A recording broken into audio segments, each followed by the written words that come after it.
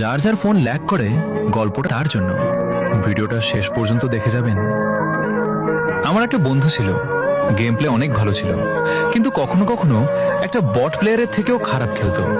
একদিন mic on করে তাকে জিজ্ঞেস করলাম, ভাই কখনো কখনো তুই একদম হ্যাকারের মতো গেম প্লে করিস, আবার কখনো নো প্লেয়ারের মতো খেলিস কেন, আসল ব্যাপারটা কি?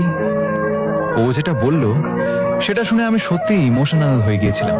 ও বলল, ভাই আমি ফোনে খেলি, ওই ফোনটা প্রচুর পরিমাণে ল্যাগ দেয়, কখনো গেম একদম ভালোভাবে চলে, আবার হঠাৎ করেই ল্যাগ শুরু হয়ে যায়, এই জন্য আমি চাইলেও সবসময় ভালো খেলতে পারি না। ওর কথা শুনে আমি একটা জিনিস বুঝতে পারলাম, ফ্রি ফায়ারে এমন অনেক প্লেয়ার আছে যাদের সবচেয়ে বড় শত্রু তাদের স্কিল না, তাদের লো ডিভাইস। তাদের লো ডিফেন্সরা লো ডিভাইস দিয়েও ঘন্টার পর ঘন্টা প্র্যাকটিস করে, প্রত্যেক ম্যাচে নিজের বেস্ট দেওয়ার চেষ্টা করে, কিন্তু ফাইট শুরু হওয়ার সাথে সাথেই ফোন ল্যাগ দেওয়া শুরু করে। তারপর সবাই একটাই কথা বলে, ভাই কত বড় নোব তুই।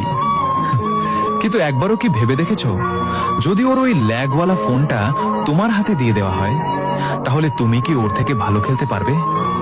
আমার মনে হয় কখনোই না, কারণ স্কিল কখনো হারে না, কখনো কখনো একটা লো ডিভাইসই সেই স্কিলটা দেখাতে দেয় না।